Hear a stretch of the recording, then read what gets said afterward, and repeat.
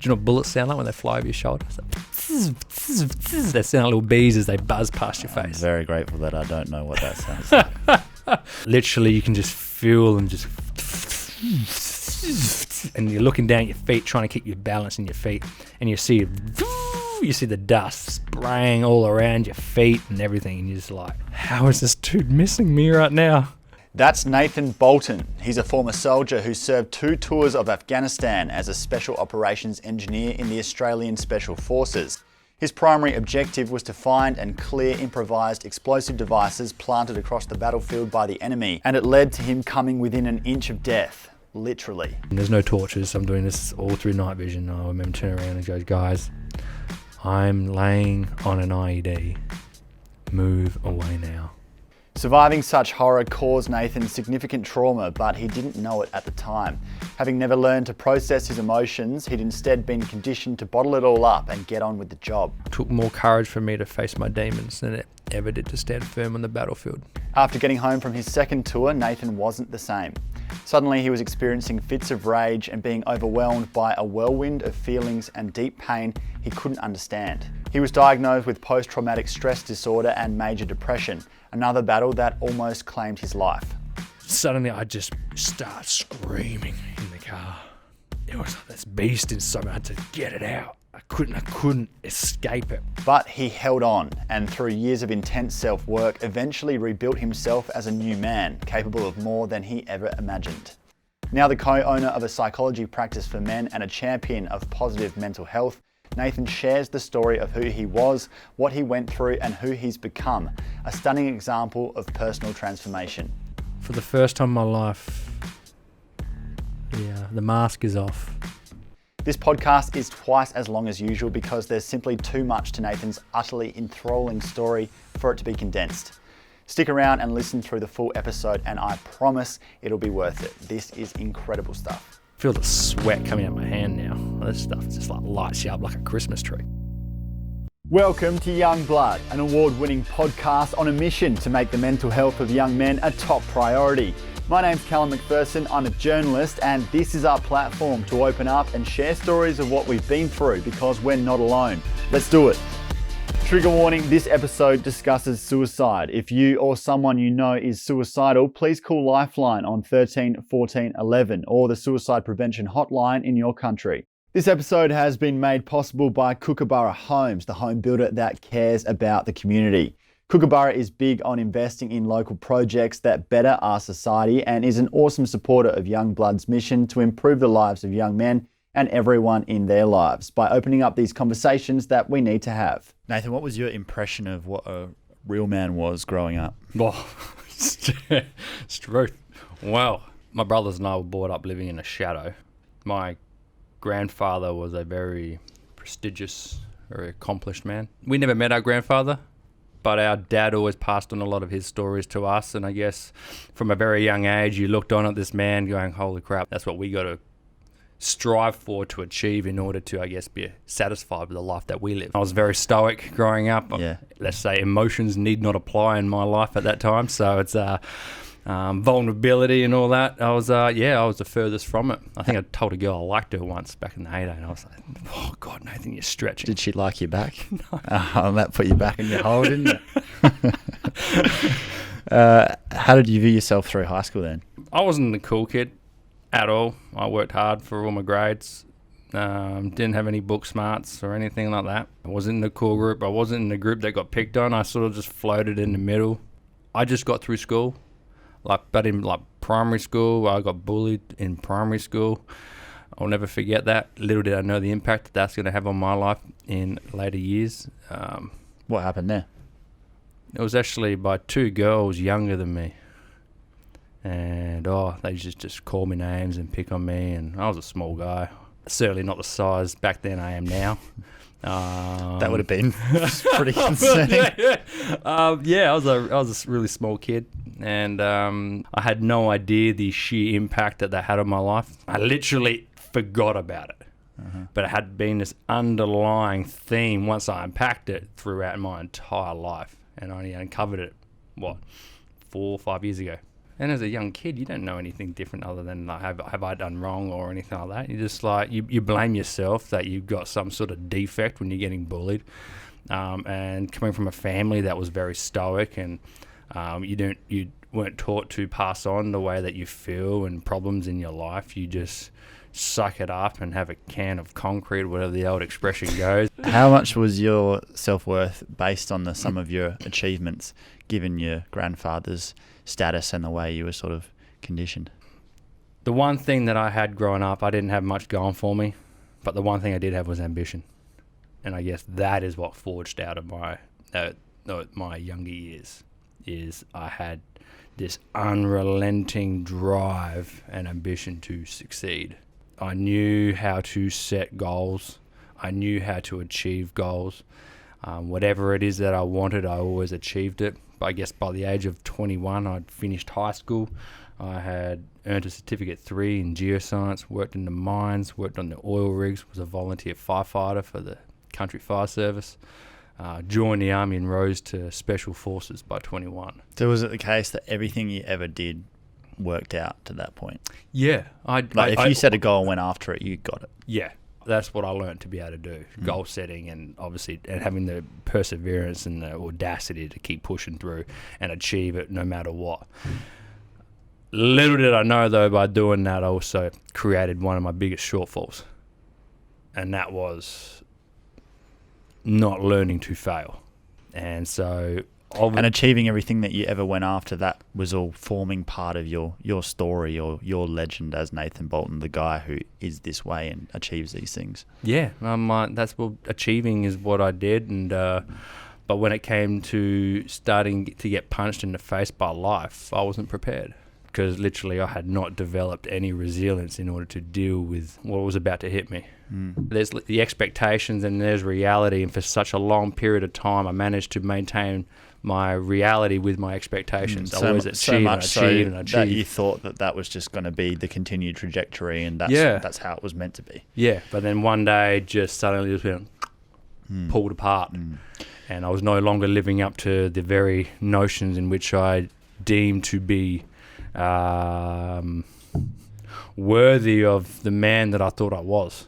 Yeah. And so to myself, long began the process where I believed I had failed to fulfill my own expectation of myself. Yeah, which was your key pillar of everything that meant something to you throughout your whole life. It did, very much so. Yeah. So, why did you join the army? Oh, why did I join the army? Well, growing up, my dad always used to go to the dawn service. Every year without fail, I would always go there with him.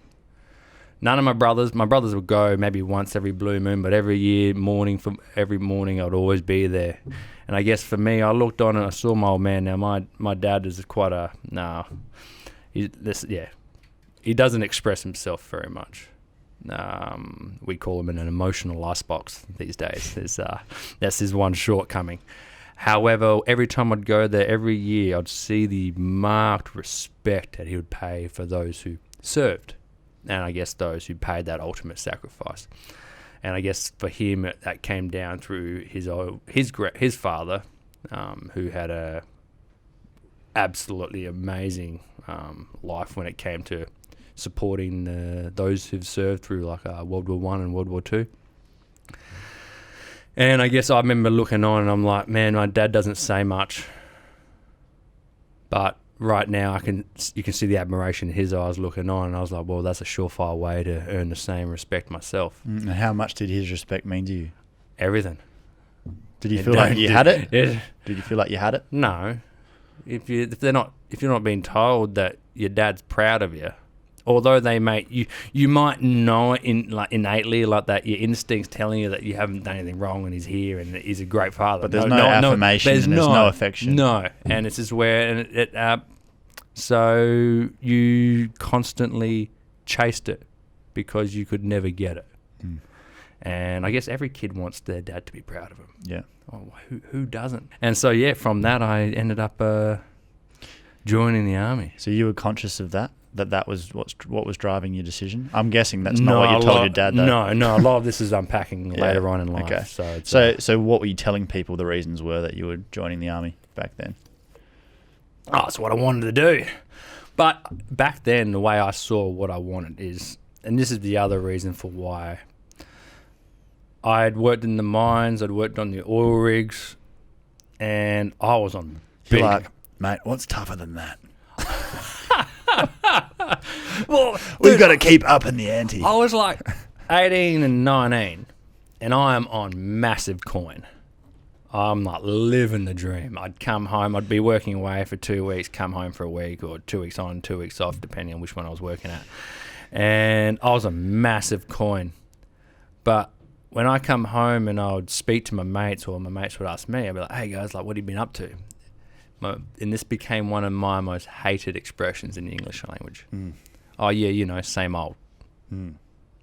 I'm like, is that all there is to life? You live your own little journey, and everything you dedicate like 8-9 hours a day to for the entire thing, all you can give me is same old. And it really agitated me, because I'm like, there's more to life than same old. And so for me, I wanted stories, I wanted adventure, I wanted to actually live. And part of you wanted a legend as well.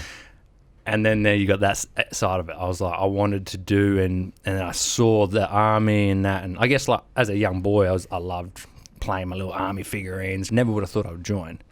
But the classic, you were looking for adventure. You were seeking something other. Something bigger. You wanted to travel.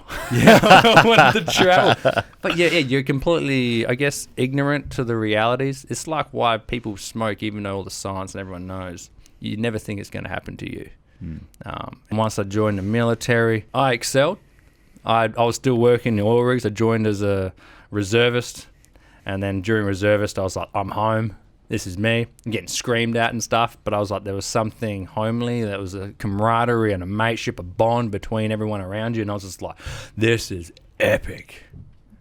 You liked that feeling? I liked that. There was none of this isolation, individualism. It was all so it gave you that community. That community. Yeah. And that is what I loved. That's what I chased. And so, for New excelled in Kapuka. Was got like Skill at Arms Award, excelled in my IETs, my initial employment training to become a combat engineer. Soldier of Merit at that one. My corporals were like, Nathan, are your parents coming to the march out? I was like, hell no. March out is the crappiest, stupidest thing I've ever seen. I'm like, because we got to watch other ones. And I was like, and then after over a week, they kept asking me, my parents coming?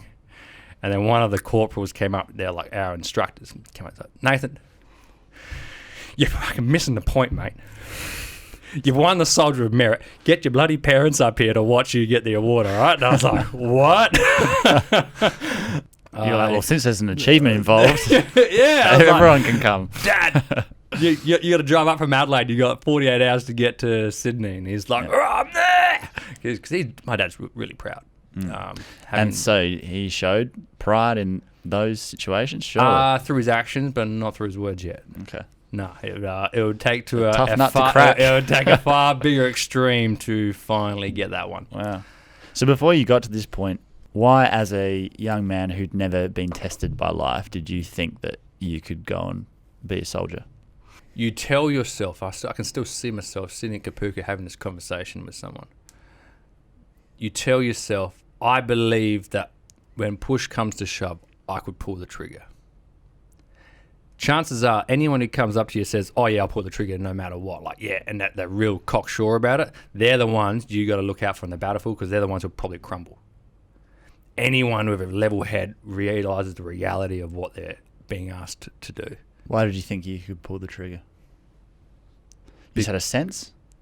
Yeah. I knew that it would be hard. I knew it would be challenging, but I believed that I had it in me to do what is necessary in order to fulfill, I guess, the legacy that our forebears had left and the Anzac spirit and what they had to do. I'm like, if this is what my country is asking of me to do, then I will do it. And at the time, it's partly for your country, but then when you come to war and you get to war, it becomes that of your protecting your mates. That is all you stand for. And you realise hard and fast it's either you protect them or because of your hesitation, you lose a mate. And so you make a very snap decision, and you learn to defy your morals, your upbringing, your traditions, your morality, in order to fulfill a job that is very difficult to truly understand unless you've been there. Can't. Yeah. There's no way the civilians could understand it. But it's fully. I guess that's what I try to do these days, is try to inform that a lot of these decisions aren't clear cut. Like when you got a split second to make a decision between life and death, I'm like, when have you ever been put in that situation? Were you seeking to be tested? Oh yeah, 100%. I wanted to be put in the thick of it. And because in the end, I remember And you had 100% strike rate too, right? So you probably thought you couldn't fail. Yeah, 100%. But I want to be put in the thick of it because I wanted to test myself. And I had no idea what I was made of. I knew the world was bigger than me. Hence why I chose to put my hand up and serve. I want to be a part of something bigger. I knew the world was not my own little bubble. And so by the time I got to my regiment up in Darwin, after about 4 months, I realised a lot of people there weren't up there to achieve much more than bare minimum. And I just come out of working on the mines and the oil rigs, working 12-hour full hardcore days. And I'm like, there's people, I'm being paid to sit there on oil shovels. And I was like, this is like absolutely like messing with my self-worth. A call came out to join the Special Operations Engineers Regiment, which was formerly known as the Incident Response Regiment, to join them. And I put my hand up, and I'll never forget what happened. I went up to my sergeant. I was like, Sarge, I want to go to SOA. And he's like, no. He goes, because in the military, for the first year, once you get in, you're on your L's. Once you get off your L's, you're called private proficient. You're proficient at being a soldier. Yep. And the first year, you're pretty much on your L's. And he goes, mate, you've been here for 4 months, and you want to go join an SF unit. I was like, yes. And he's like, no. He goes, you got to do your time. And I was like, bullshit. And I literally hounded him. And he goes, if you come back to me in 6 weeks and you still feel the same way, come with me with a formal letter of asking your desire to join, and then we'll go from there.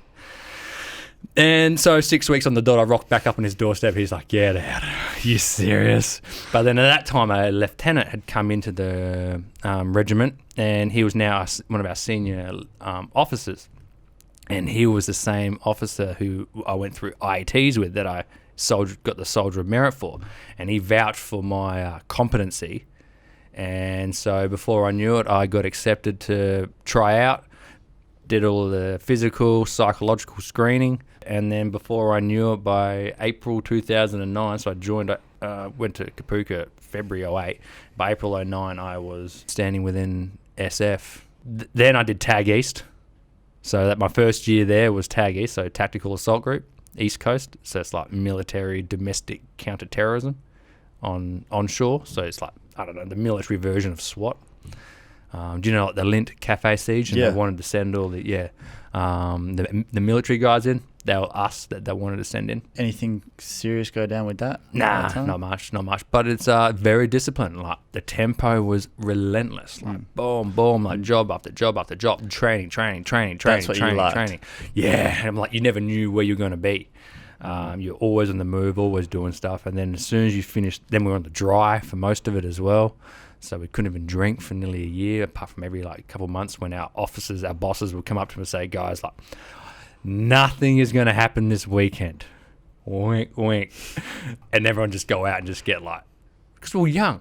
Yeah. Like, I was like early 20s. Yeah, it's a big sacrifice. Yeah. And so that's when you'd make the most of it. And then after a year of that, told that we were deploying. And so we did pre-deployment training, learned how to find bombs buried in the ground.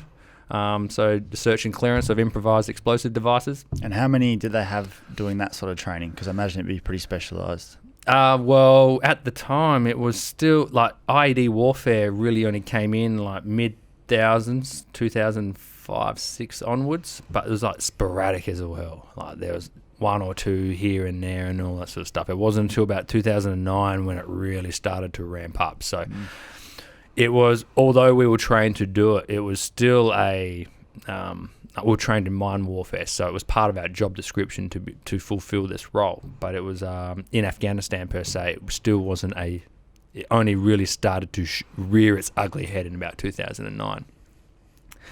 And so we ended up going and then down to like Woomera and all sorts of different places to do all that training and all that because and I think there was a period of time there. I think I was home for about 3 months out of over 3 years. Did you mind? No, I didn't have a partner. But I'm like, you wonder why relationships are so put on edge when you join the military. Over 2 years.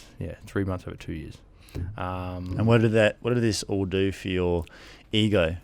I grabbed hold of the soldiering identity. I became a soldier. Nathan Bolton, I am a soldier. And this is what I do. Now, how much do you think that's necessary? Definitely it's not necessary, but to buy into it, really, it enables you to let everything else go. And you become a great soldier because you got no other beliefs or thought patterns. So it served me very well on the battlefield. Yeah, you're just part of the unit, and you've got your teammates back, and that is all you are. Yeah. You're there for your mates, and you're there for your job role. Very important. And that's where they try to get you to. Yes, 100%. So trying to chip away at any sort of individuality and largely get rid of that. 100%. Yeah. They're trying to unify you. Everyone needs to be on the same page. Orders become the new truth. Like in the end, my truth is your orders. And your orders are whatever your opinion is. But that becomes a truth for me if you give me an order. Now, there's times on the battlefield where I was ordered to do things and you're like, we ended up walking into an ambush because we were ordered to. And we were looking at each other going, why are we doing this? And there was this officer sitting up in his little hilltop with his binoculars going, oh, yes. I'll go down this way. We're like, no, we know there's an ambush down there. And he's like, no, I order you. Go clear that area. And I still remember looking at Patrol Command and I'm like, is he for serious? But in the end, it was an order. So he did it. And we got ambushed. How did that go down? It was like, it wasn't massive. It was just a small one. But they took their shot and we all got out of it. But it's important. You can't take away the importance of orders and why they become a truth. Is because in the end, I am on the ground in my one area. That is all I know. He is sitting up there having a full landscape look at everything that's going on. I don't know exactly what is happening, and so if I don't fulfill my duties and what I'm told to do, that may impact and threaten the lives of those somewhere else. And it's the domino effect. 100%. You all have to have each other's backs and do what you're told based on ranking. The way it's set up is like that for a reason, because each individual can't see the whole picture and try to think about how it all fits together. It's too much. You just have to do whatever's in front of you. Very much so. But that's got to be easier said than done sometimes. Sometimes it is. And that's why I would have to be so drilled into you before you go and get deployed, because when you get asked to do something that if you weren't so trained and you weren't of that mind, you might really question or falter or freeze, and you die potentially. If you question, or your mates die. Yeah. If you question hierarchy, it's called insubordination, and you can get charged for it. You're not allowed to lip back to hierarchy. How do you remember feeling when you touched down for your first tour? Oh, okay, yeah. So it's and was there what song was playing? Well, so my first tour. Did pre-deployment training, got everything all sorted. I had landed in Afghanistan. I'll never forget the dirt runway. The rear tailgate of the Hercules opens up, and you got all your body armor on, all your hat, and you're like, your helmet and all that, and you're coming out of all your bags and all your crap, and you're just like, the 50-degree heat just belted you. And you're just like, holy crap, it's hot. And then you look around, it's just like a desert, and then you see these huge mountains just like lining the landscape, and then you see these green patches all the way through, and you're just like, holy crap. And then you look around, then you look down and lower, and all you see are these like 2-story Hessian sand wall, like big Hessian bags, like 2 stories high surrounding you, and you realize, shit, that's to stop like RPGs and machine gun fire, and your reality hits you like, man, I'm at war. This is it. Were you excited about that? Oh, yeah. It was, and this is where I would never forget, because my parents dropped me off at the airport, leaving to go back to Sydney to deploy, to then go. And my parents said, "Oh, Nathan will come in and walk you to the plane," sort of thing. And I was like, "Oh, no, all good, don't worry about it." "Oh, no, we're coming, we'll park up, we'll coming in." And all I remember is walking along that little terminal thing onto the plane and seeing, I turned around and my mum is just like bawling her eyes out. And my dad is just like standing there, just like waved, but it was just standing there. And I'm like, "Uru, like, see you later. I'm off, no dramas, all the best. I'll see you soon." Only later in life do I ever look back and actually unpack what actually happened in that moment. That was, for them, potentially the last time they're ever going to see their son. I was so excited to be going off to war, because that's like the grand final. Like, you train in any sport or anything, you want to go and play. Yep. Going to war is for a soldier to go and play and actually test it out. Like, okay, there's a lot at stake, but it's we all want to go out and prove our worth. Yeah, what else are you training for? Yeah. And so, yeah, little did I know what happened then, but I got a letter. And your dad still didn't hug you? I got a letter in the mail probably about a week in. From him? Yeah. And I'll never forget what happened in that letter and what I read that day. And it said, along the lines of, it was like there was a lot of things I've wanted to say over the years. And he goes, "I'm so proud to have you as my son. Like a father could not be more proud. So Godspeed, my warrior son, for your safe return." Yeah, I like goosebumps just thinking about it, because I'm like, that was the first time I've ever got that out of him. I still got the letter at home. That's how much it meant to me. So that fired you up?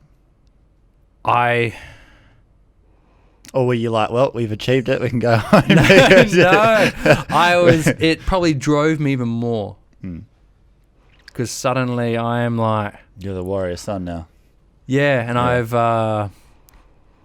my dad said he was proud, and I have finally fulfilled that one thing, and now I'm here doing this, and I'm like, I am going to give it all I've got. And so that tour ended up being vehicle insertions all around the country in Uruzgan province. On the average tour, I guess teams might encounter 2 or 3 of these hidden bombs, these IEDs buried in the ground. But my tour ended up being pretty far from ordinary. My team alone found, I think it was over 20 of IEDs. And you were finding some of them yourself? Oh, yeah. No, it's... yeah. Just explain how one finds an IED. See, I can feel the sweat coming out of my hand now. This stuff just like lights you up like a Christmas tree. I'll never forget my first one. We're in this VDO, so vehicle drop-off. So imagine all the vehicles parked up in a big circle late at night, and that's where you're going to sleep for the night. And so you got lookouts in every direction. We slept up there, and the next morning came past, and a call comes over the radio. The call comes in saying, "Oh, well, you guys are in this vicinity. Would you guys go clear Route Monkey?" Instantly, at that time, we all knew exactly what we were talking about. He comes up to us and goes, "All right, guys, we're going to go clear this track." And we're like, "What?" Well, no, because we all knew what this route was. The Americans were asked to clear it, they refused. The Brits were asked to clear it, they refused. The Dutch, well, they definitely didn't want to do it. And so here's our alpha going, yeah, us Aussies will go clear it. It was a highway laden with IEDs. Like 8 kilometre. So what started was an 8 kilometre route search. So we're using our metal detectors, and you're pretty much cruising along using your metal detector. You got about a 300 mil head, so a 30 centimetre head, so like a ruler. And now you have to try to cover 8 kilometres of road and make sure you don't hit anything. And the objective, obviously, is to find them all, clear it, so that route can then be used. Yeah. And the chances are they'll then bury a new one in there once we've gone through. But in the end, at least we've gone through and shown that we mean business, and you can't stop us. So just explain the mechanics of how an IED gets set off. So you got the main explosive part, The package. That's the bomb part, the Like part that parcel bomb? explode. Yeah, that was like this big picture, like a jerry can, like one of the big 20-liter jerry cans. Now fill that with explosive. So when that's a lot of bang. That would level one of our bushmasters. It would keep us alive inside, but it would level it, it would destroy it. And then you got the battery pack because for the detonator that goes into the explosive part, it needs a signal, it needs an electrical current. And then you got the switch. So, and literally that is just, they were amazing. They could use anything. Sometimes we found big saw blades, and so all you need to do is connect.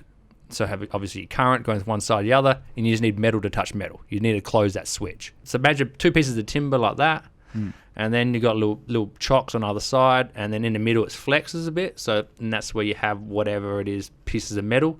And you got the battery terminals coming to either side, and all you got to do is close that, and then it will set off. Once the metal touches the metal, it all sets off, like any light switch.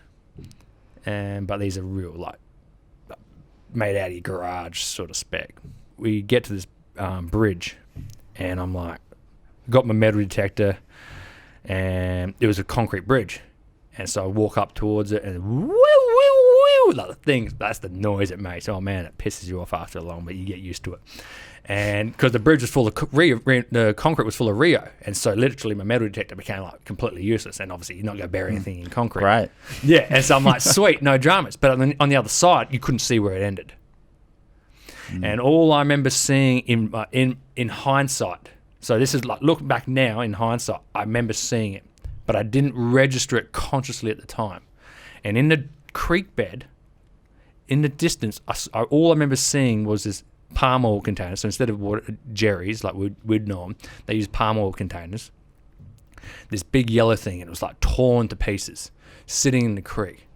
And right now I can literally see it, and I'm like, instinctually I saw that. Even though I was not consciously aware that I'd seen it and paid any attention to it, but something in me told me that something's not right with that.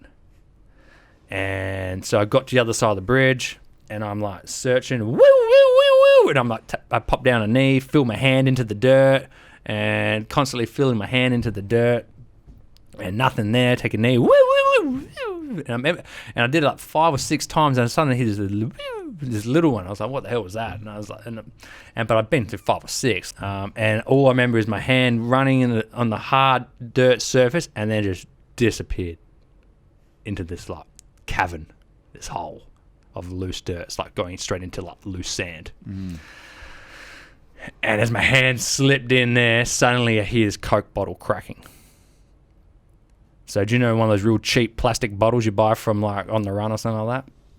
Imagine the bottle the snapping noise. The snapping noise of the bottle just starting to crack. And I could feel it, and I just froze. I was like, oh!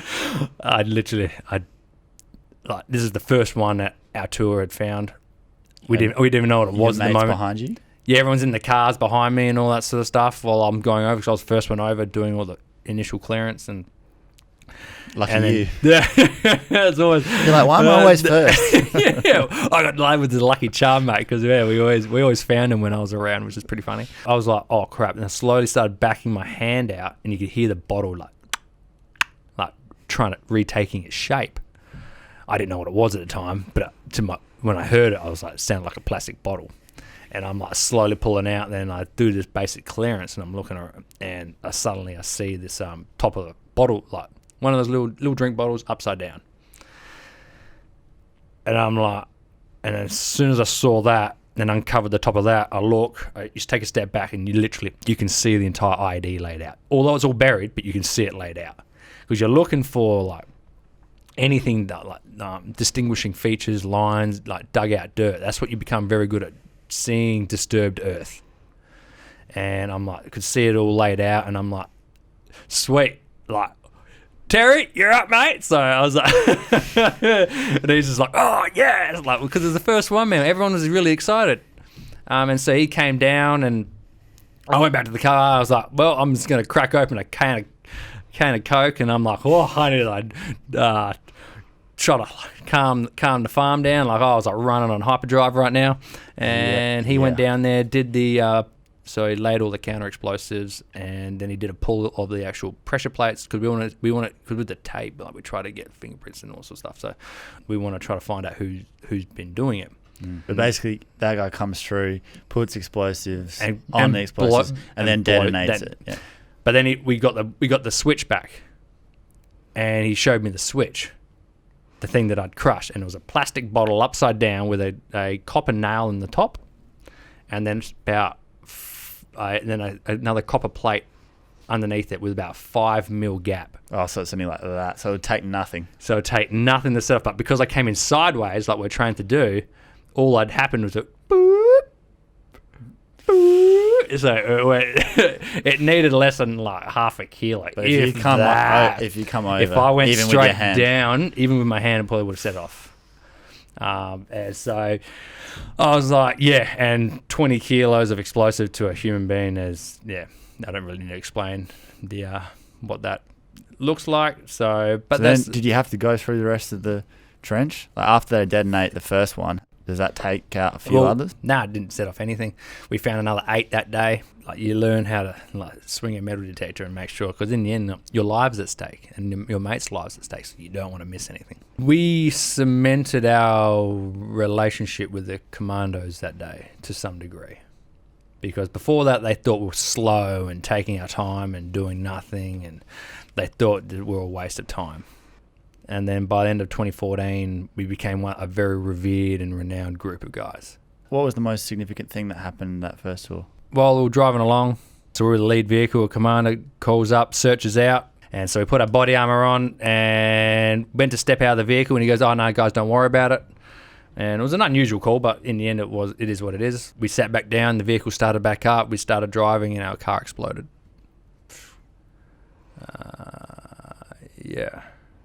Just chaos, mate. Literally everything just went black. It was so violent. Where were you in the car? I was seat 2 near the middle. And the IED, the bomb, hit the back left tyre. Everything went black, and you have no idea if you're alive or dead. You can't see the dust. It was like pitch black. You can't see. I was covered in of Coca-Cola. Like, cans of soft drink had exploded in the car. So I was covered in sticky shit. Did it flip or anything? No. These vehicles are huge. Big vehicles. Is this the Bushmaster? The Bushmaster. And they're designed to take an impact of about 20 kilos. So we are... so like you said, it leveled the vehicle, but you survived. Yeah, but I'll never forget my mate who was on the rear gun. So he was sitting up on the top of the vehicle, manning the... Up the top, manning the gun on top of the wheel that exploded. And I'll never forget him as he fell in through the roof. Just gasping for air. Just eyes wider than like the black of night. It's like stare, just deep into nothingness. Jeez. One moment we're on the verge of sleep, and the next we're on the edge of death. And man, fuck, I was only 22. Did he die that day? No. And that's the amazing thing. Is this how dependent we became, and how important those Bushmasters were, and how well built they were. So they saved a lot of lives. That was first tour. I don't know. I got to stop talking about it somewhere, because a lot happened on that first tour. But in the end, it was pretty good. When you got home, how much did it play on your mind, especially that event you just spoke about? It didn't. Yep. But with that said, there was a 2-week period when I first got home, and I became very angry and almost wanting to be violent. Why do you think that was? At the time, I had no idea. All I remember, I was at Cronulla, Northies, when it happened. When it first set off, it was probably been home for 2 days. And I hadn't gone back to Adelaide yet or anything like that. I was still in Sydney. And I just saw this one guy smack his mate over the back of the head with a it's like a baker's tray, like a metal baker's tray, and then they're all laughing and fighting each other and all that sort of stuff. And I'm like, you guys have no idea, sort of. You have no idea what guys sacrifice for you guys to act like complete and utter dickheads. And I looked at it in absolute disgust. And it set something off in me that I didn't know what it was at the time. But I was so angry, and I wanted to call up a mate, but I didn't want to call my mate. So I've just been stuck in a room, no bigger than probably 4 by 4 square meters with 6 dudes all jammed in there. You got 1.5 meters by 2 meters each or something like that. That was your room for the last 7 months, and you're jammed into this bigger room using curtains, using a bed sheet as a door to give you just an element of privacy. You've been so confined with these guys. You're the last thing that person wants to hear from is me. But then at the same time, when you actually spoke to the couple of guys later on in life, they're like, mate, all I want to do is see you guys. Because you become so dependent, so reliant. You were living in each other's pockets. Because you had to be. Yeah. But that time, no one was calling each other, no one was speaking, because everyone thought they were over each other. It was such a contradiction. It was amazing. I called one of my mates up, and he calmed me down, and life sort of just got back to sort of some sort of semi-normal. I managed to hide it for long enough, and after about 2 weeks, I went back to Sydney, and then I had enough on my plate again, and suddenly all those problems disappeared. So you had this sort of simmering rage inside you, but you didn't get why. No, not at that time. I had no idea what it was at the time. And I managed to suppress it for long enough until I had enough distraction in order to keep me moving. Yeah. And it was the case that whenever you were busy enough, you were all good. Because if you had tasks to focus on and other people to think about, then that was your sweet spot. Oh yeah, because and that's the thing. Everyone goes, "Oh, what did you stop and think about what you were doing overseas?" Hell no. I'm like, if you knew the tempo that we're working at, some days on that first tour, we were going for sometimes 14 days at a time, living out of rat packs and out of the side of a vehicle. And stopping to think is not going to do you any good. Probably in that scenario. 100%. And then the 2 days, 3 days or something that you might have off, you go to the gym, you play Call of Duty. We had a massive system link Call of Duty. It is, and it's funny because I actually look at that, I'm like, wow, it's serious. But in the end, we didn't have much else to really do. I was really bad at Call of Duty. Sure, yeah. Could not play Call of Duty. I hope I'm better in real life. What is this respawn reset button? Yeah, there's no respawn button. No, so it's but then I got home, did all that, but then I was like, I'm gonna go off and do SAS selection. Imagine 21 days of sheer mental and physical hell where you're tested well beyond what you deem to be your limits. I guess you can call it voluntary self-destruction, all to stand alongside of the elite of special forces. So just summarise what they did to you over that 3 weeks. So first 10 days or so, it's you do a lot of PT,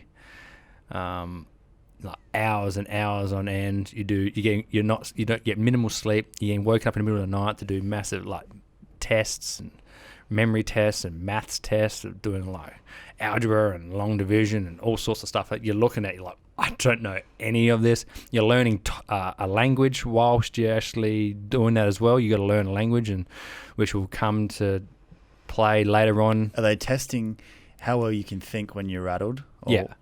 Their goal is to break you down and then see what you're made of, and then see your ability to problem solve, your ability to stay connected and work as a team.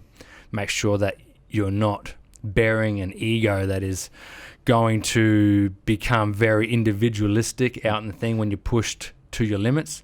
They want to make sure that you will still work as part of the team even when you've got nothing left. And so I lost just the brutality of this course. So that was the first 10 days. The next 5 days you do a happy wanderer, and you I think about 60 kilos on my back, and I think I covered about, you get given a compass, a grid reference of where you are and where you need to go, and off you go. And like my first checkpoint was like 25 kilometers away, and you're using a map and a compass trying to look for an army vehicle camouflaged 25 k's away. And when you want to phase out, you can't, because you've got to be able to count your steps, because how far do you know you've been? You don't have GPSs. You got to count each step, and I knew that every 3,200 steps I'd cover approximately 2 kilometers. Shit. Right, so And you got to stay focused on that the every whole step, time. Yeah, and they got little counting beads, so you keep pulling your counting beads down, and that's how you stay on top of it. And then the last 5 days you do, it's called lucky dip. There's nothing lucky about it, and you just get absolutely pummeled. Karen, you just like minimal food, no food almost, apart from day 3. This is when they just flatten you.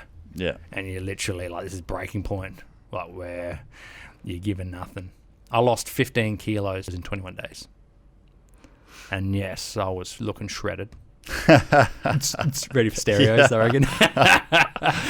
But I was pretty malnourished, mate. So it's but at the end of the course, out of the 120 soldiers who were at the peak of their game, who started, I'm not to go there, to have the audacity to attempt SA selection is like massive.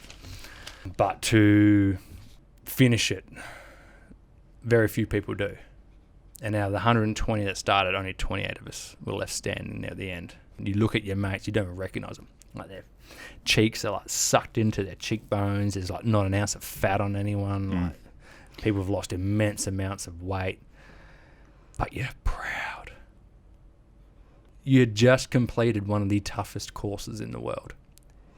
And you always had this little piece of paper in your pocket, because no matter how hard or how difficult or how tired you got, if you want it to end, all you have to do is pull this piece of paper out of your pocket and sign it. And it pretty much said, I quit. And if you sign that paper, all the pain will stop. They'll feed you. They'll let you sleep and all that. And this is the thing. And so you had that playing on your mind the entire time, that it could all And they end. put it in your pocket on purpose. Yeah, and you're not allowed to not have it. Yeah, I love that. And you see people literally snap in a moment and out of impulse, sign it, and then within 20... regret it. Oh, and the regret, like, dude, breaking down. How close did you get? Nothing. I actually never pulled it out. I was so... Yeah, you were going to die before you were going to do that. I was exhausted. But I am like an old Massey Ferguson tractor.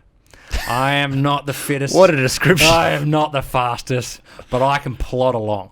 And I'll just keep on turning. Like the gears will keep turning. I'm not like a Ferrari. Do you work this in with the ladies? This is great material. Come here, bro. Massey's out. There's you're like, I know the Ferrari looks good, but have you considered the tractor? The big diesel engine, smoke blowing everywhere. Just plodding along. Now I know where I'm doing wrong with the ladies. By that point, if you wanted to test your mettle, there's nowhere else to go but there, on the extreme end of the spectrum, and you did it. Yeah. Yeah. And I was so proud to have finished it. You actually didn't even trust the instructors when they told you it was over, because you're like, nah, you guys are having us on. You see some of the guys are like, is this like no duff? Like no duff? And the guys are like, yeah, no duff. Like, and you must have entered this strange kind of delirious state. Oh yeah, there was, into that, yeah. Oh yeah, I think it was like one of the days, I think I covered 8 kilometers, and I wasn't even there. Suddenly I came to. And you were counting as well. I'd walked over a hill and down the other side, and I had no recollection of the last 3 hours. Yeah, right. I was like, wow. So then, second tour, you went back with the SAS? No, so what happened there was about half an hour later, we had our debrief, like our personal evaluations. I remember sitting there in the room feeling proud and confident. And I'm like, yeah, and I'm never... He goes, Nathan, the panel do not find you suitable to continue into the next phase. And I'm like... That still gets me to this day. I'm like, oh, wow. I'm like, you literally gave it your all and finished. And then just like that, this guy sitting right across me just says, no, you're not good enough. How did you respond to that? That moment became one of the greatest battles in containing emotions that I'd ever faced to that day. Like, oh, man, you're internal, so I'd begin screaming at the thought that you're not good enough. Like, I'd always strove to be the very best, and suddenly found out that I was not the man that I once believed I was. But you did it. You did the work. But he didn't tell me that I was good enough. Did they say why? And I allowed someone else's judgment of myself to become a dictator of who I am. Mm. Did they tell you why? They said you had amazing problem-solving abilities under extreme pressure and all that sort of stuff, even when you're delirious. Although a lot of the times the guys didn't listen to you. I guess I wasn't being verbal enough. I was trying to hold it all together myself. Like, I'm not gonna lie, like, I was in pretty bad shape. But I got through it. But I apparently had a communication issue. You had to rate your mates, and I thought everyone was epic, except this one guy, and I thought it was a loudmouth and super arrogant. Over 3 times we did it, I kept saying he's a piece of shit. And then at the end, he got in and I didn't. So you think that's what it was? That really pissed me off. But then 3 months later, he got shunned by the rest of the guys, and then within 6 months or 4 months, he was the instructors saw it, and he was booted off course for being a piece of shit. And I'm like, I was delirious, and I could have told you that. But in the end, yeah.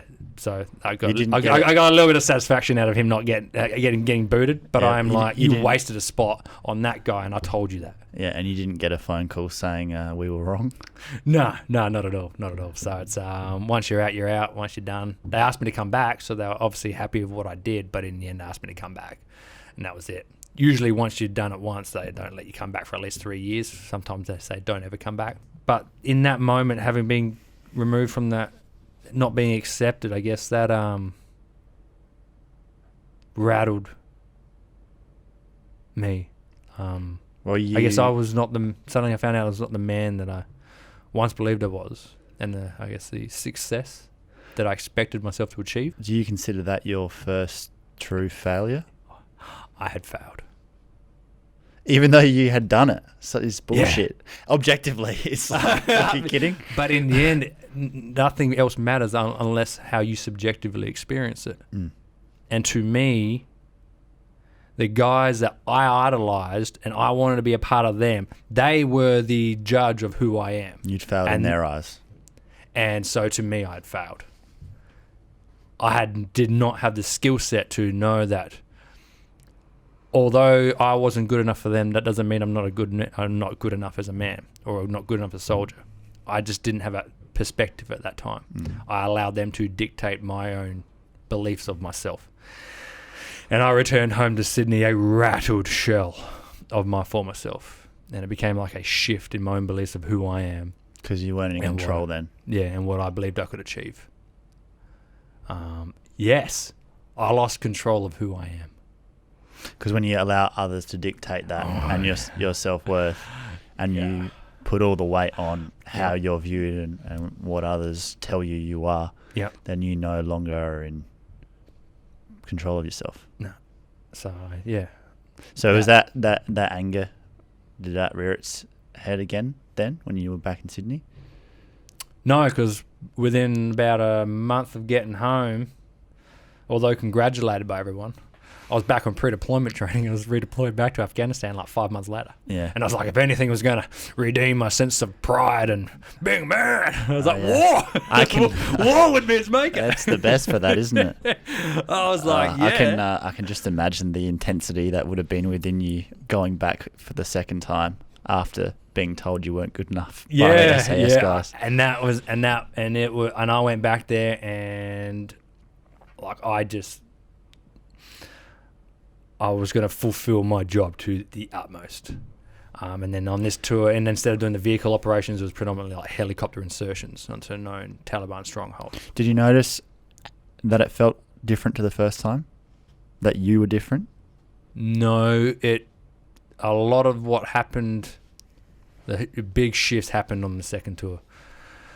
But everything that happened was priming. There was I was beginning to be worn down.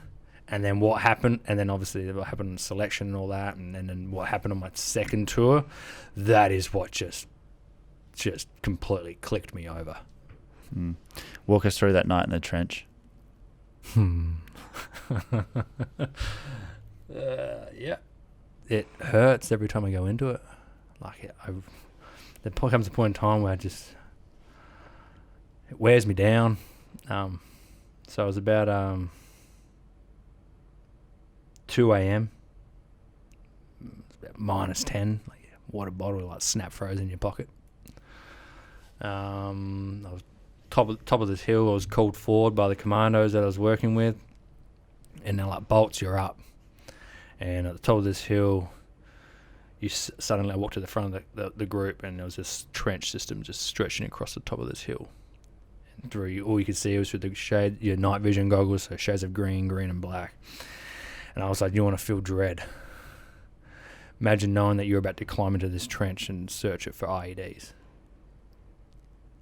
But then my briefing, standing there before I'd got in, my briefing came through, the mission, the orders group came through, and they're like, they came up to me and they're like, "Bolts, we know there's IEDs in there. So obviously, like, keep your wits about you, mate." You're like, yeah, my wits are about me. But then I got an intelligence brief. And now, like, "Bolts, we know that they know our TTPs, our procedures. You are about to use a metal detector to find bombs that have no metal in them. Godspeed." Welcome to the worst night of my life. Oh, shit. So did you ask, how am I supposed to find them? No, that was my job, not his worry. So, yeah, I was climbing through, and it was so cold. I was on my hands and knees slowly climbing my way through, and I had my little IED hunting tool. Who needs a mine prodder or military issued equipment when you can go to Bunnings and get the old garden rake with the old prong thing? That was my IED hunting tool of choice. Nothing more Aussie than that. The Bunnings special, mate. That's grab a snag while you're there. Ground off a couple of things. I was like, yeah, mate, that's IED 101. And I was going through, but the ground had literally snap frozen nearly an inch thick. And so literally I had to swing and crack the top surface of the dirt to see what was underneath it. Which, if you're not trying not to set off, there is so much happening in this trench this night. Like, I am just like, there is like full of brass. There was a gunfight in there about 6 months earlier, full of brass, where one of my mates was killed. And so now that's running through my head as well. And so I've got all this brass clippings just getting hits on my metal detector, and I'm just like, and you got so much emotion running through you.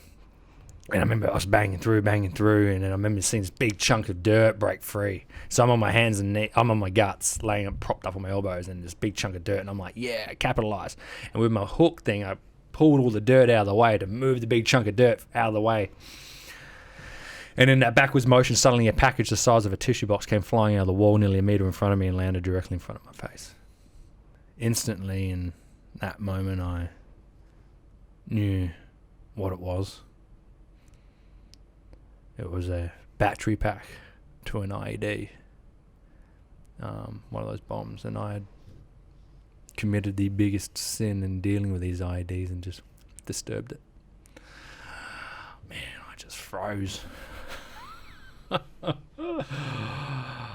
Yeah, nothing can really prepare you for a moment like that. Where you've done that, like everything your training tells you not to, never touch it. And suddenly I just ripped it out of this battery pack. So I just shut down for a little bit, just waited till like came to and all that, and finally came to, which felt like eternity. It was probably like 30 seconds before I rationalised and came back into the moment. And then suddenly I see this electrical wire running out of it and did this perfect little loop and was running directly underneath me. Well, I was laying on the pressure plate and I'd missed it. And I didn't know where it was. Instantly, I'm like, this is it. My number's up. I didn't know what to do. I was alive right now, but the moment I move, I probably won't be. All I knew is that wherever I'm laying on right now is the only thing I know that is safe. Is safe. And so, yeah, what took probably a while, I finally came to and But in that moment, that's when I accepted my own death. Like, I was just like, this is it. And I was like, and I came to a realization. I was like, Nathan, this is going to have to play out, whether you like it or not. You can't sit here and lay here forever. You have to do something.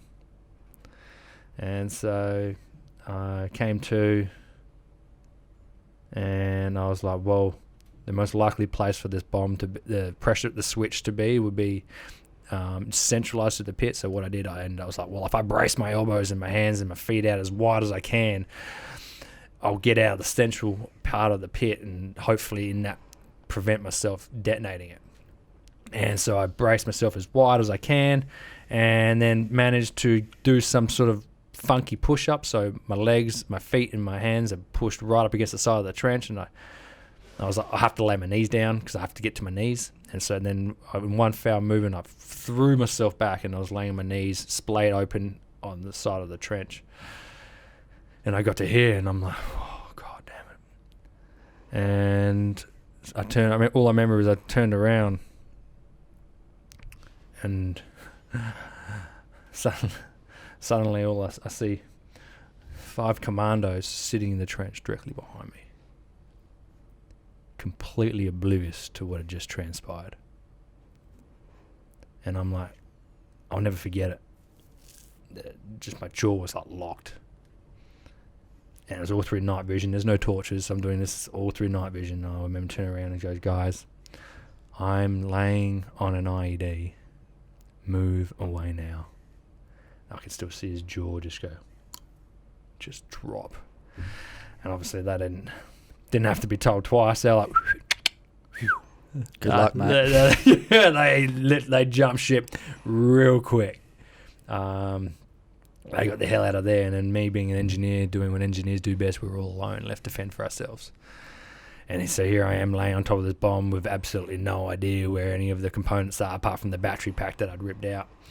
And I'm like, I got to get out of here. And I managed to get to my feet, and then in some weird funky motion did some crazy commando roll, and managed to jump out of the trench. And all I remember doing, I stood up and I'm like, woo!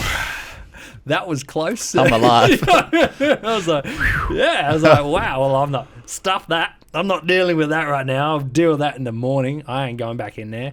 I'll get a tech up here, like explosive tech, to come up and do his thing. And I was like, easy as, no dramas. Don't go in there, guys. And so the tech came up in the morning, did all the, laid the counter explosives and all that sort of stuff, and uncovered all the componentry. Turns out that the pressure plate was underneath my chest, but I was braced up on my elbows, and the plate was only about that wide. And so pretty much if I'd taken one more bite further, I would have set it off. So actually committing the biggest sin and ripping the battery pack out stopped me and actually saved my life. And the lives of everyone behind you. Well, that's the thing. The explosive wasn't underneath me. It was underneath my 5 mates who were sitting in the trench behind me. And that was the hardest thing for me to deal with, is that I could accept taking the lives of myself, but almost costing the lives of 5 of my mates due to my inaction. To me, in that moment, I'd failed. But actually the irony is, had you not done that, you would have done it. I did everything I could. I did everything right. I should never have been in that trench in the first place. Never should I have been in there looking for that. But they insisted that they wanted to use it, and it seems like a suicide mission. Yeah, later on I look back on it, I'm like, what the hell? And people know that too. No one understands why I was sent in there that night to do that. It was stupid. And isn't it actually looked at as a case of what shouldn't happen? Yeah, so I've heard it was used as a case study. But in the end, I don't know the details. I've never seen it. This is all hearsay. But it's one of those nights that would never leave me. And for many years, I found myself unable to describe what happened. The dread, the fear, the unknown, the end, I guess. Yeah, I didn't have any words to make sense of what happened that night. And so I did what any bloke believes he should do. And like I'd always done in my past, I buried it. as deep and as distant as I could, out of sight, out of mind. I pushed it deep inside, hoping and believing that it would all just go away. But ironically, it doesn't work like that. A lot like an IED. You bury it, try to hide it, leave it there, hope that it will go away, but eventually, if someone steps on it in the right time, in the right circumstance, it will blow.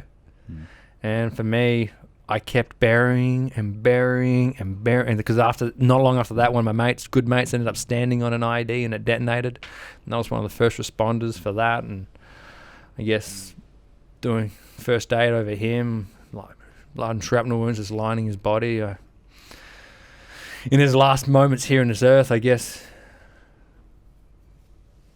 he laid there. He only ever asked for. He wasn't laying there asking for like money, success, a fancy watch, or a nice car, of any of the materialistic things that so many of us hold of so much value these days. Nah.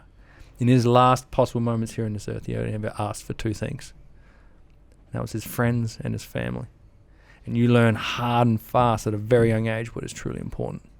Money and toys will come and go, but it is your friends and your family that will mourn for your loss. You'll be remembered for the way you made others feel, not the way you treated your toys. And that's where these days I say, like,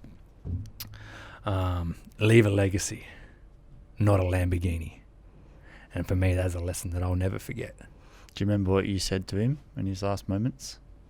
He survived, but I'll never forget the last time I saw him on the battlefield. I took because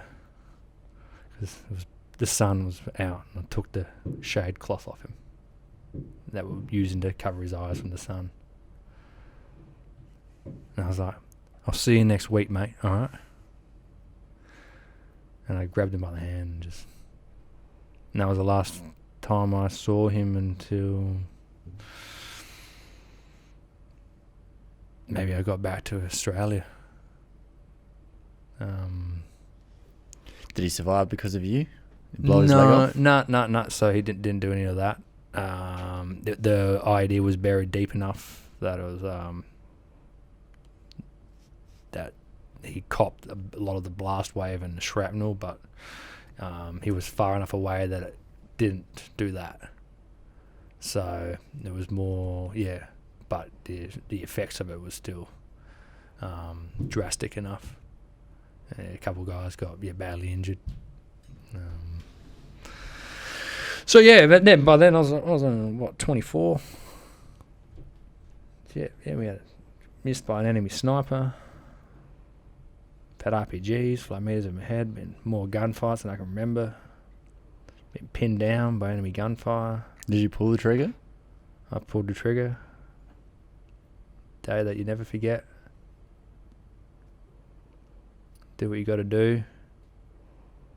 But I guess for many years after, you start contemplating, questioning your actions, things that you've done, whether you had to or not. And I guess I spent many years trying to work out whether I'm still a good person, although I have done bad things. That's where I think the moral injury comes into it, because I'm not like a highly trained, cold-blooded killer, man. I'm just an ordinary man with a set of skills sent to war for my country, and I don't go to war. I don't choose to go to war. Our country sends us to war, but they need people to do it, and I volunteered to do it. So obviously, for me, being there is on my shoulders, but at the same time, I'm not the one who creates war. That's the political side of the house. You're following orders. Yeah.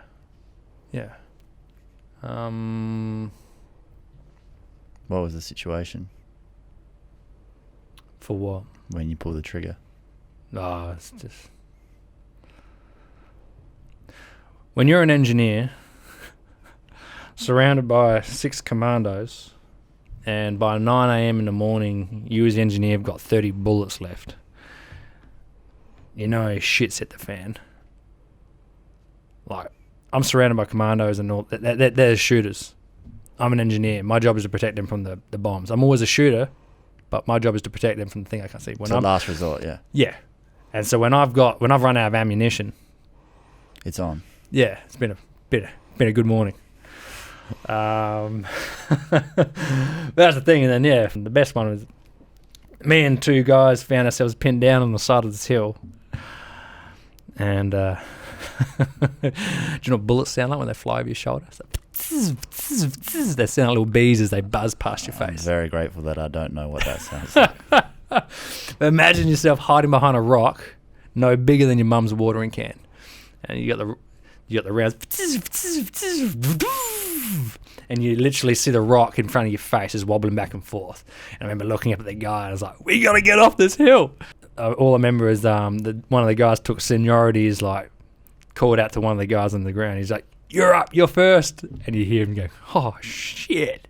And I'll never forget him when he picked up and started running, and all you can hear was tick tick tick tick tick tick tick tick tick tick tick tick tick tick tick. I'm looking over my shoulder, and you just see the rounds. You see the dust kicking up at his feet, and it's just like those rounds coming in like next level. And then suddenly he's getting his way down, and I'm like, "Oh shit, I'm next." And I'll never forget when I picked up and started running down this scree slope. So it's a real loose, rocky scree slope running down. And later on that day, I'd come up and run into one of the other commandos who were working with me. He goes, "Bolts, we could all see it. And when you came running down that hill, it was the funniest thing I've ever seen." I was like, "What? What? What do you mean?" You're like, it wasn't funny at the time. He goes, "Bolts, I have never seen so many bullets being shot at one man in all my life." I'm like, "What?" I'll never forget that. And I still remember picking up. I'm a big target. And literally you can just feel them just... And you're looking down at your feet, trying to keep your balance in your feet. And you see the dust spraying all around your feet and everything. And you're just like, how is this dude missing me right now? And you just keep running and you got nothing. Like, I'm not shooting back. I am literally doing everything I can to just get down this hill as fast as I can. And got to the bottom of the hill. I ran into this compound, and there was this window aimed at the direction where he's coming from. And I was like, because we still got one more guy to get off the hill. And so I ran around to the window, and then I turn around, see my mate running down the hill, and I slowly eased around the window to take this dude out.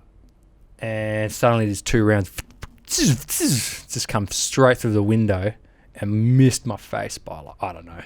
It's like I almost felt it. And I turn around, there's a wall right behind me, and you see these 2 bullet holes right there. And I'm like, "Oh God!" And I just sat full auto out the window. While we try to get our last guy off the hill. And it's like, dang, dang, dang, dang, dang, dang, just trying to keep him down. And yeah, we ended up getting pinned down for like 3 hours. All hell broke loose. We couldn't get out. That dude, yeah, he was causing us a lot of grief. We couldn't find him. What happened in the end? We ended up having to call like a section attack, and they came in, flanked him, and we had like mortars, grenade launchers, like dropping grenades on him and literally trying to, like, so that we could get out. That's the thing. But you blow it off. Like, we all got out alive, and you just pay it off, and you don't really see the depth of what you actually did in much detail until you actually, I guess you get more understanding of what the day was like from others than you do yourself. So yeah. But then after, the whole day, everything just escalated. And then by the time I came home, something was wrong. It was like this pain that I'd never felt.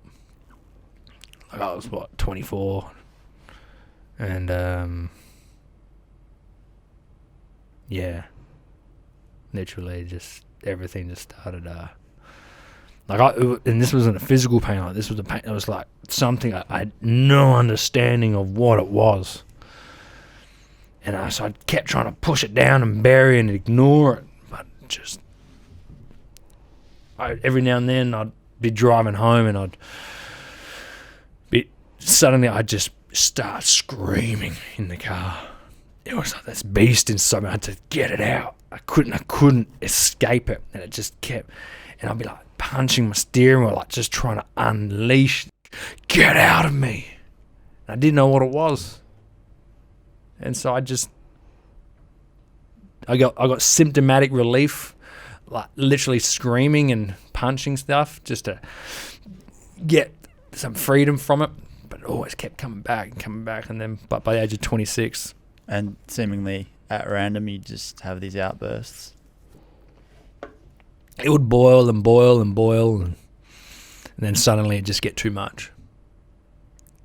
And by the age of 26, that's when it literally, I was medically discharged from the army. I'd torn multiple ligaments in my hips in my second tour, had bilateral hip surgery,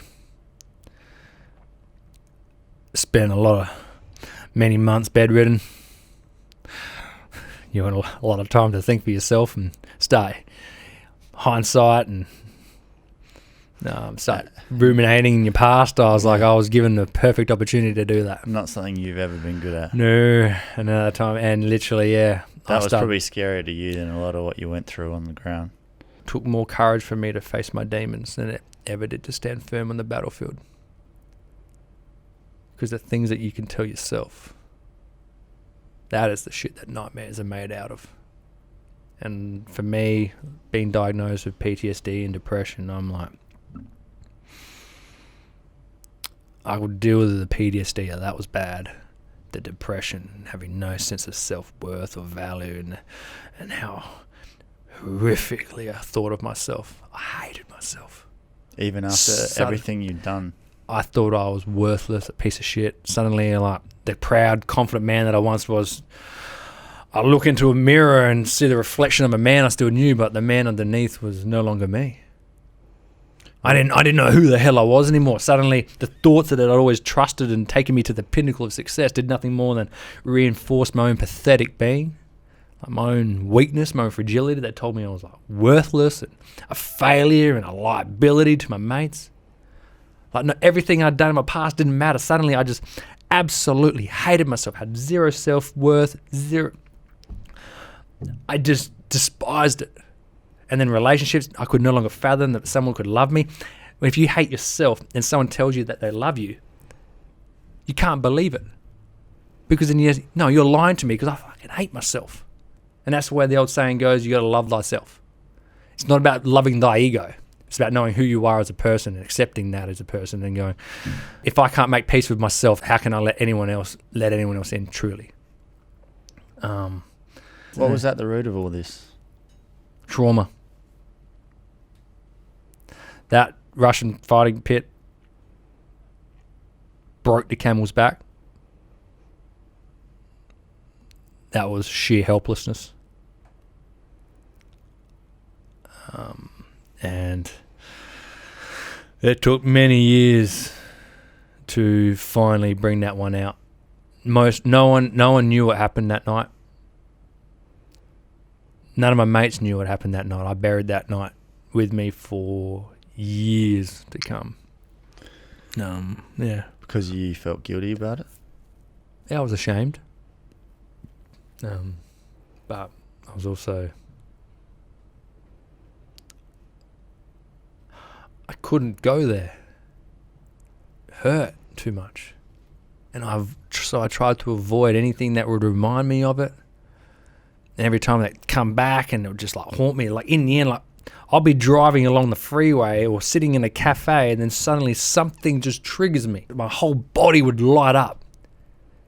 Because although I knew rationally that I was sitting in the cafe, your nervous system doesn't know any different. So if your thoughts are replaying that night in that pit per se, yeah, it's all real. Then everything's real. Your whole body lights up as though it's there again. And therefore your fight or flight mechanism's activated. If you're living in your fight or flight response, it means all you ever see is threat and danger. You cannot love, you cannot discover, you cannot learn, you cannot create. That all has to happen when you're parasympathetic, when that system has calmed down. And so if you live in that world, all you ever see is you see strangers, you see threats. You see a crowd, you see a lot of unknowns. and the world becomes exhausting. Survival mode all the time. That's it. And so literally I isolated myself from my house because in the end the world was petrifying. I knew better. Doesn't mean I know I can rationalize my way around. I knew that, but in the end, my nervous system, my body could not distinguish between it yet. So it's like you were seeing the world through this lens that you couldn't unsee. Yeah, 100%. I was stuck. An automatic response that I had no control over. What I had to learn was that you can find your way out of that, but it takes years of hard work. And I went through 5 different psychologists and psychiatrists. And by the time I went to my 5th one, I hated psychology. I hated everything to do with, I hated life, and I was like, this is all pointless. And I remember I walked into her and I was just like, who are you? How are you any different to anyone else? And what are you going to do for me? Like, I literally was tired of life. I had my scare. Literally, I hit rock bottom, and I had given up on life. And I walked in there, and then she goes to me, I'll never forget what she said to me next. She's like, Nathan, this isn't about me.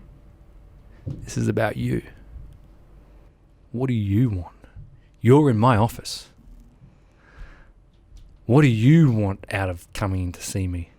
And suddenly I was like, oh, it threw me for 6. No one had ever asked me that. That perspective I'd never seen before. And then before I knew it, we'd set goals, and I was really good at goals. I love goals. And she challenged me. It was almost like a dare. Do you have what it takes to do what you need to do in order to get yourself to break free of this? And I was like, she's like, I'm going to set you homework. I'm going to give you things to do. You're going to have to do them. So she knew just how you'd like to operate straight away. And I'm like, suddenly, and then within the next couple of years, after like intensive psychotherapeutic support, like I started finding my way out, and I started making peace. And then I guess I started public speaking and becoming a keynote speaker to try to stop others making the same mistakes as I did. I've made some grave mistakes, and I could have dealt with things when they were molehills. Except I waited and I buried and they started growing and growing, and before I knew it, it was the size of the bloody Himalayas, and it erupted like Mount Vesuvius. And then I had to deal with it as this big, gigantic conglomerate whole. Instead of going, all right, I'm dealing with a problem right here, let's face it. And one of the times dealing with it. But at that time, I'm like, mental health wasn't even a thing back in the 2010, 11, 12. Let alone in the military start talking about mental health. Like, you're pretty much, emotion was, you were taught to suppress that. And it's for a reason, because on the battlefield, you can't be curling up into a ball. There is a reason for it. But then what I try to pass on to others these days is that being a man is not about just being stoic. Stoicism is great. And everyone keeps talking about toxic masculinity. There's nothing wrong with masculinity. It's about rigid views on anything is toxic. For me, stoicism served me very well on the battlefield. But when I came home, I needed to have the courage to stand up and actually walk in and go, I need help. But I didn't have that fluidity of view. I only ever saw it in one light. That courage was about heroism and duty and all these honor and going to war and the real hardcore, tangible things that I could hold on to. I didn't even know I could introspect. I never even knew that I could look inwards and actually start questioning myself, and that what my view of the world was what was wrong. There was nothing wrong with the world. I hated the world, but there was nothing wrong with the world. The world had not changed. What had changed was the lens in which I was perceiving the world because of my past experiences. You'd already learned an extremely powerful lesson from war, which you couldn't apply to civilian life until you learned these lessons, which was that you can't do it alone. 100%. But that would be the number one thing that would stand out, having gone to war and had your mates back and had them have your back, that was absolutely true. Yeah. Yet in public life, you couldn't see that. No, but like being alone, I'm like, if I had all the answers to help myself, I would not have spiraled to the depths of hell where it almost cost me my life. Like, full-blown suicidal ideation, came up with an idea and a plan. And I was lucky to have an interrupter, a mate, found me when he did. And I remember him coming up to me, he's like, Bolts, what's wrong, mate? And I just collapsed. Just broke down. I was so confused. Nothing was making any sense. I had gone from this high-achieving and ambitious and respectable man, a man who stood tall at the front line of Australian Special Forces, a man who in 2013 was awarded Soldier of the Year, voted by his hierarchy and peers as the one man that every soldier would want to be fighting alongside if shit hit the fan. Out of anyone, they chose me. And now just 2.5 years later, I was this. And I was like, what the hell happened? I'd gone from such a optimistic, proud person to the guy who literally couldn't even justify his own breath, where to sleep forever became the most merciful thing. Like, I was done. Fuck. Yeah. But it's not over. And that's what I learned now. If you're willing to do what is necessary, and you have the courage to do what it is that you need to do, then reach out, ask for help, realize that you can't do it all alone. If you had the answers, you wouldn't be in the position that you're in right now in the first place.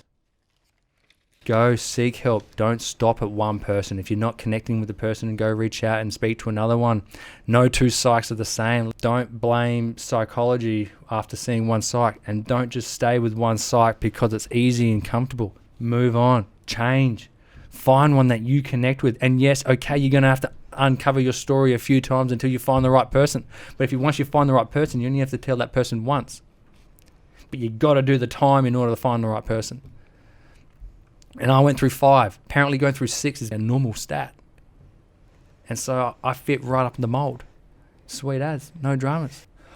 How did you go through that therapy? What was in your mind that allowed you to keep dragging yourself through that?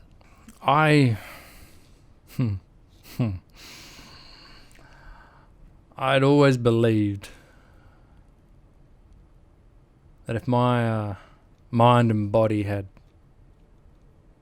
changed into this somewhat unusable and rather defective state, I'd always believed, surely if my mind had changed into it, then surely I can change it back. I always knew that I could never be the same as what I once was. You can't undo the past. But surely life could be better than this. If it was up to you.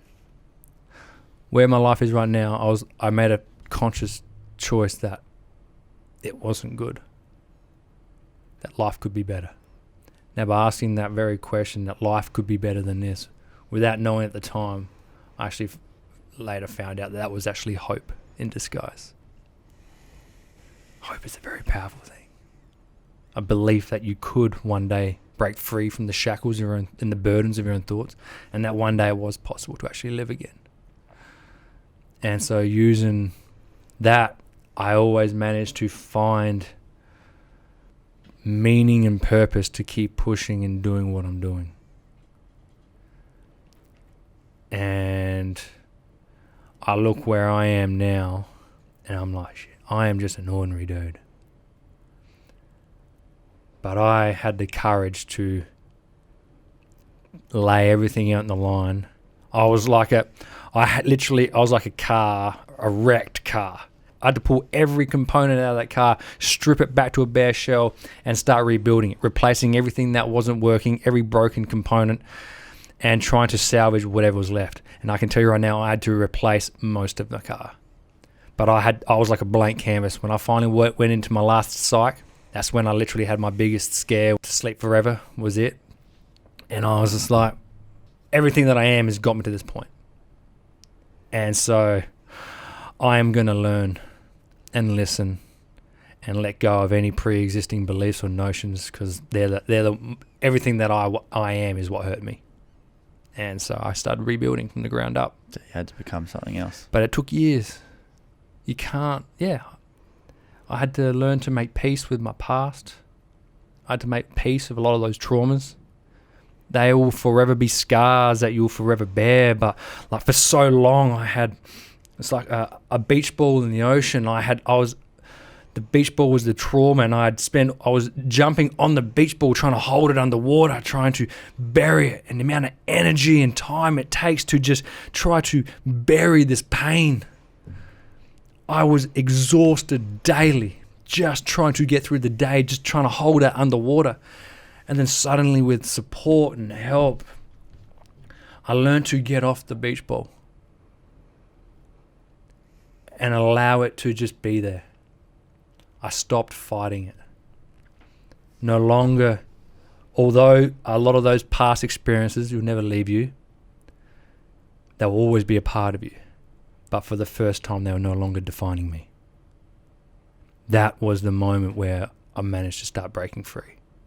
Is because I could go in and draw experiences out of them and whenever I needed to, but I wasn't fighting them anymore. It was just a part of my life. But I had to make a lot of peace with it, and I had to learn that I didn't fail, that I'm not a shit person. I was deserving of a second chance. That life does have meaning and purpose again, because everything that we all try to take for granted, like I'd lost sight of. And that's the thing, some of the most simplest of steps are the ones that we overlook the easiest. We go, oh yes, it's common sense. I'm like, but do you truly believe it? And I truly believed at the time I had no purpose. I had no meaning. I had no reason to get out of bed every morning. And when you wake up with no reason and no purpose, what's the point of getting out of bed in the first place? And that is a sad and miserable life when that is your existence. Especially having just fought so hard to stay alive and to keep your friends alive. My entire job became staying alive from myself. I was my biggest enemy. And it's hard looking back and knowing that wasn't very long ago. That was only a few years ago. What have you been able to do since then? Everything I can to stop others making the same mistakes. And that's where, with my brother Daniel, we established Bolton Brothers, a psychology company committed to changing the face of men's mental health.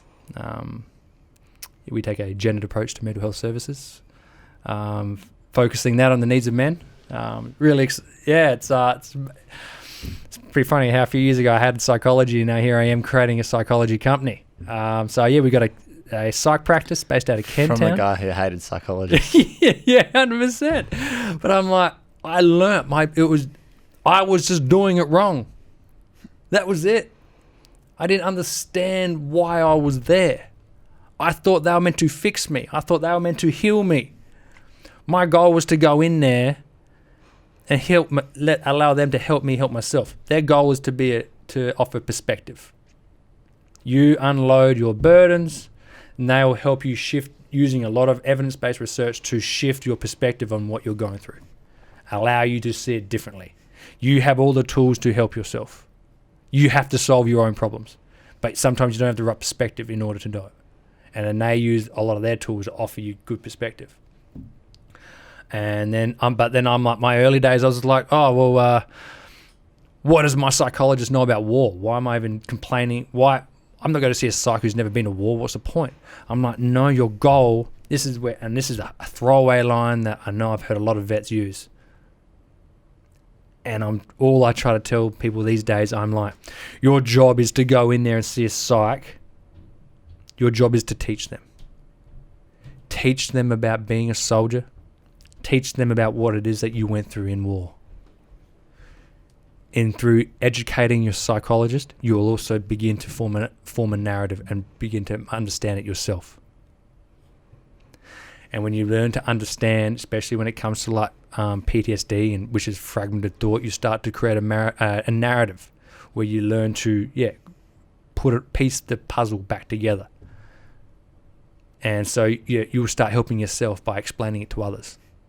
And that's what I've found doing all my speaking. I've actually learnt to make sense of so much of what I have been through. So do a lot of keynote speaking. I rip my experiences apart, my ego, my mistakes, my own ignorance.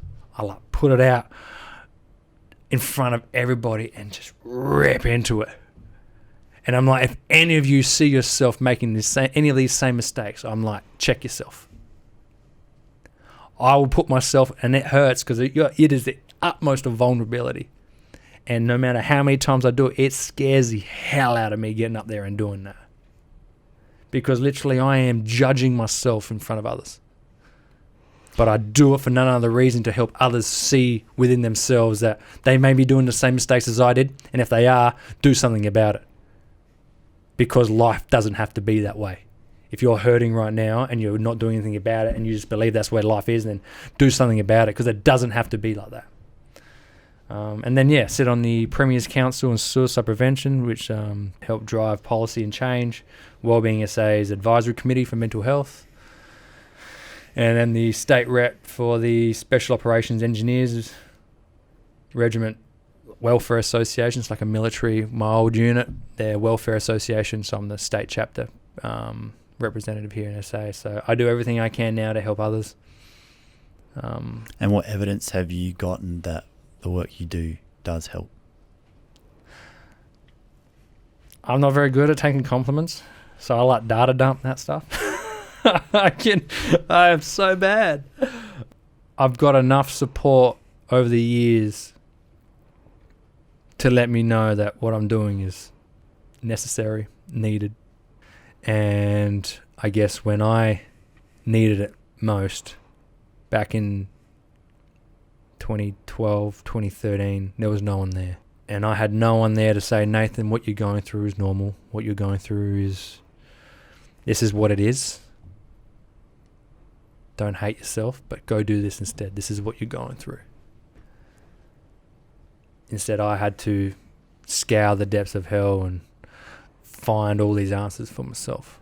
So the best I can do right now is, for as long as I can, I was trying to be here for everyone else. You thought it was just you having a unique problem. Yeah.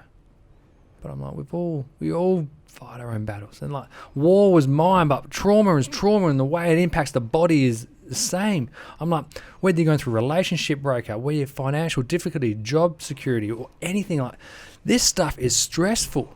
And if to you what you're going through is hurting you and causing you grief and pain and changing and altering the way that you see the world, then I'm like, the pain that you feel is real. But it's amazing if you just go somewhere, even if you do it with a mate. But if you don't have a mate to talk to or someone who can actually give you guidance, don't go to someone who's a cheerleader. You don't want a cheerleader go, I completely agree with your pain and all that. You want someone who can help actually sit there and be there with you. Non-judgmentally offer perspective, who actively listen to what you're going through and can actually provide perspective on what you're going through. And that's why psychologists are so good at what they do, because they've seen it all before. You are not unique.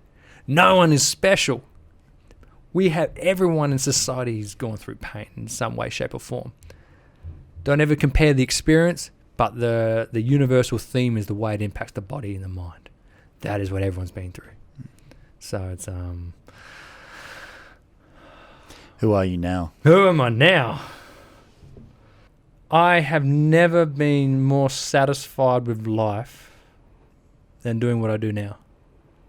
For the first time in my life, the mask is off. This is me, unapologetically. I'm not trying to be anyone else that I'm not. I can only achieve so much in my life. I'll do the best I can in order to find my own meaning, my own purpose, but just being me is so freeing. I'm not burning energy trying to be someone else or live up to I still have my high achieving sort of aspect to me. I'm still working on that one. It's good because that drives ambition, but I just check it. No longer do I ever try to chase perfectionism. I chase 90%. Gives me room for movement, room for criticism, room for growth, room for it doesn't have to be perfect. So I gave myself barriers. I couldn't be more happier with the way that my life is now and what I know about myself. And that's where my war experiences and all how dark those days were after my service was the greatest catalyst that I would ever have in my entire life, because it taught me to better understand myself. War didn't make a man out of me. It set into motion a chain of events that would allow me to explore myself. And now, knowing what I know now about myself, there is nothing more rewarding and freeing than just accepting who you are and being you. Yeah, that's pretty good, eh? That's beautiful. Don't know where I've gone today. There's been Well, on behalf of everyone, I think I can say thank you for your service, first of all. And thank you also for not giving up when it looked like that's the way it was going to have to go, and for doing all that work over those years to become the kind of man that you've become now. I think hearing your whole story, first of all, it's jaw-dropping all across the board, and it's hard to pin down where you were most courageous, I would say. Anyone would think that, it's got to be the war stuff and the glory on the battlefield, but I think what's so inspiring and intriguing about your story is that battle that you fought within yourself and capacity to be able to overcome that in the end and face those demons and have it all almost break you, but not let it. And then rise from that into someone who can help others and shift others' perspectives and contribute to saving lives in a way that's so rare and so powerful. And I think any veterans listening to your story and the way you talk about it, it would ring home so truly. And just anyone who's been through any sort of trauma, the way you speak about it is so raw and undeniable and relatable. And I think you now being an example of what's possible if you just persist and not just bang your head against the wall, actually look for alternatives. And if something's not working, don't assume that nothing's going to work. Just keep looking until something does, and know that while it's the battle that you're fighting, you also can't do it alone. You need to find the right help. Yeah. And look what's possible. 100%. I mean, it's fucking amazing what's possible. Our struggles are the prime movers within our day-to-day lives. Yes, they are our pain, and yes, they are our suffering, but they are also our greatest teacher, passing on lessons that we will never forget. As Friedrich Nietzsche, a famous philosopher, once said, "Only great pain is the ultimate liberator of the spirit." And I doubt that such pain makes us better, but I know it makes us more profound. Thanks, mate. That's it for this episode. If you're getting some value out of the show, please help us out with a quick rate and review on Apple Podcasts. All our podcasts are recorded in video, so follow Youngblood Men's Health Matters on Instagram and Facebook, and subscribe to our YouTube channel, Youngblood Media, to get the full picture. And please leave us a comment if anything resonates. We'd love hearing from you. You're more than welcome to join our inner circle by signing up for our e-news through our website, youngbloodmedia.com.au. And most importantly, please share this podcast with anyone in your life who might need it. We're all about reaching as many people as we can. A special thank you to our sponsors and our local business supporters who back the work we're doing. We're all in this together, and we need all the help we can get. Until next time, this is Youngblood. Thanks for being part of the mission.